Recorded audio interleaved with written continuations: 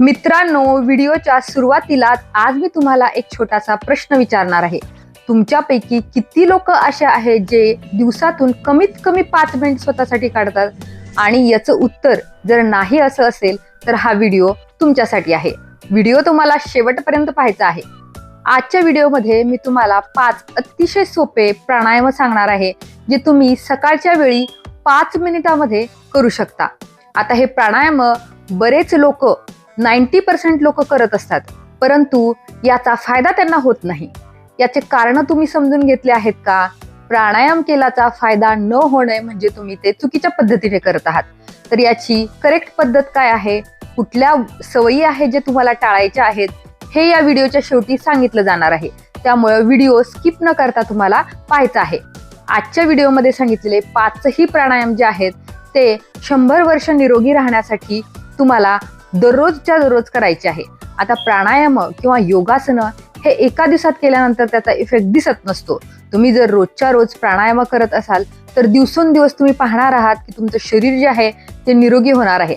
आजच्या व्हिडिओमध्ये सांगितलेल्या प्राणायामाचे फायदे असे की तुम्हाला श्वसनाशी रिलेटेड मी आज प्राणायाम सांगणार आहे. त्यामुळे जर तुम्हाला श्वासोच्छवासाच्या संबंधित त्रास असेल, जर तुम्हाला सर्दी खोकला सतत होत असेल किंवा तुमच्या फुफ्फुसामध्ये काही प्रॉब्लेम असेल तर अशा सगळ्या समस्याचं समाधान हे प्राणायाम करणार आहेत.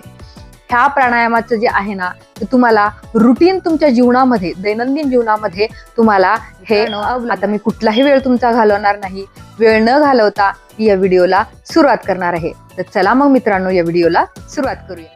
मित्रांनो, तर प्राणायाम जे आहेत सकाळच्या वेळी जर तुम्ही केले तर ते तुम्हाला 100 वर्ष निरोगी ठेवण्यासाठी नक्कीच मदत करणार आहेत. परंतु त्याचे काही नियम असतात आणि हे नियम ते कसे करायचे हे या व्हिडिओमध्ये स्पष्टपणे सांगितलेलं आहे, सोप्या भाषेत सांगितलेलं आहे. तर ते तुम्ही पूर्णपणे पहा, तुम्हाला खूप जास्त फायदे होणार आहेत. आता पहिल्यांदा आपण काय करणार आहे की प्राणायामासाठी आपलं शरीर तयार करणार आहे. दिवसभराच्या सगळ्या चिंता विसरून तुम्हाला एका ठिकाणी डोळे बंद करून पाठीचा कणा ताठ ठेवून शांतपणे बसायचा आहे. त्याच्यानंतर तुम्हाला काय करायचं आहे, डीप ब्रीथ करत म्हणजे श्वास आतमध्ये खोल श्वास घेत तुम्हाला ओंकारचा जप करायचा आहे. आता ओंकारचा जप करताना तुम्ही जितका लॉंग ओ म्हणाल, जितका त्याचा उच्चार लांब असेल तितकंच ते तुम्हाला फायद्याशी ठरणार आहे. यानं तुमच्या मेंदूची स्पंदनं ऍक्टिव्ह होतात, तुमचं शरीर उत्साही होतं आणि प्राणायामासाठी तयार होतं. तर मग मित्रांनो, आता आपण पहिला व्यायाम करूया. आता या पहिल्या व्यायामाला अनुलोम विलोम किंवा नाडी शोधन प्राणायाम असंही म्हटलं जातं. आता ह्या प्राणायामाचा फायदा असा की जर तुम्हाला सतत सर्दी खोकला होत असेल, तुमचं नाक बंद होत असेल, तुमचं छाती सतत कफाने भरत असेल तर हा प्राणायाम अतिशय उपयोगाचा. याच्यामध्ये तुम्हाला काय करायचं आहे, तुमची उजवी नाकपुडी बंद करून डाव्यामधून श्वास आतमध्ये घ्यायचा आहे. परत डावी बंद करून उजवीमधून तो श्वास बाहेर सोडून उजवीमधून परत घेऊन डाव्यामधून सोडायचा आहे. ते तुम्ही 25 ते 50 वेळा रिपीट करू शकता. मित्रांनो, आता इथे मी तुम्हाला दुसरं प्राणायाम दाखवत आहे. अतिशय सोपं परंतु 100% इफेक्टिव्ह आहे. याला कपालभाती प्राणायाम असंही म्हटलं जातं. आता याच्यामध्ये आपण काय करतो की श्वास जो आहे तो फक्त बाहेर सोडतो. सिम्पली आपल्याला ब्रीद आउट करायचा आहे. हाही प्राणायाम तुम्ही 25 ते 50 वेळा सुरू करून 100 वेळापर्यंत करू शकता. पण कुठलंही प्राणायाम करताना तुम्हाला एकदम हळूहळू करायचं आहे. जर तुम्हाला बीपीचा वगैरे त्रास असेल तर प्राणायाम करताना तुम्हाला ते स्लोली करायचे आहेत. आता हे मी तुम्हाला तिसरा योगा दाखवत आहे. याच्यामध्ये मी काय केलेलं आहे, माझे डोळे बंद केलेले आहेत चारी बोटांनी आणि कान जे आहेत ते मी माझ्या अंगठ्याने बंद केलेले आहेत. आणि इथे मी खोल श्वास घेत असा उच्चार करून हळूहळू श्वास बाहेर सोडत आहे.